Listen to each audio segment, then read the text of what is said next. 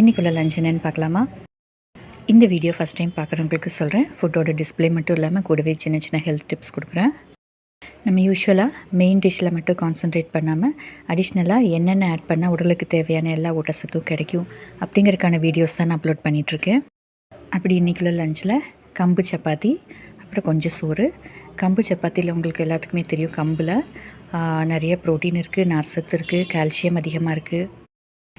பாடியை கூலாக வச்சுக்க உதவும், ஜீரணத்துக்கு உதவும், வெயிட் லாஸ்க்கு கூட ஹெல்ப் பண்ணும், ரத்தத்தில் இருக்கிற சர்க்கரையோட அளவை குறைக்கும், அப்புறம் நோய் எதிர்ப்பு சக்தியை அதிகரிக்கும். இது கூடவே கொஞ்சமாக சாப்பாடு, இதிலிருந்து கார்போஹைட்ரேட் நமக்கு கிடைக்கும். நான் யூஸ்வலாக எல்லா வீடியோலையும் சொல்கிறது தான்.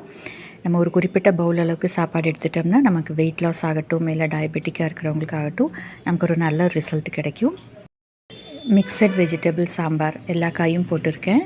இதிலிருந்து நிறைய நார்சத்து நமக்கு கிடைக்கும், மினரல்ஸும் கிடைக்கும், ஜீரண சக்தியை அது அதிகரிக்கும். கொஞ்சமாக ரசம், இதிலிருந்து மினரல்ஸ் தான் கிடைக்கும், ஜீரண சக்தியை தூண்டும். கொஞ்சமாக கோவக்காய் பொரியல். கோவக்காயில் நிறைய ஆன்டி ஆக்சிடென்ட்ஸ், விட்டமின்ஸ், அப்புறம் ஃபைபர் எல்லாமே நிறைஞ்சிருக்கு. இது நான் ஃப்ரை பண்ணிட்டேன். இது முக்கியமாக வேக வச்சு சாப்பிடும்போது எல்லா ஊட்டச்சத்தும் நமக்கு கிடைக்கும்.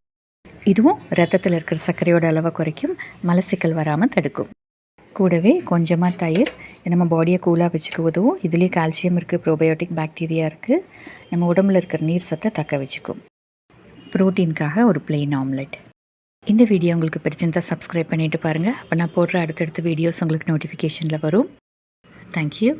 தேங்க்ஸ் ஃபார் வாட்சிங்.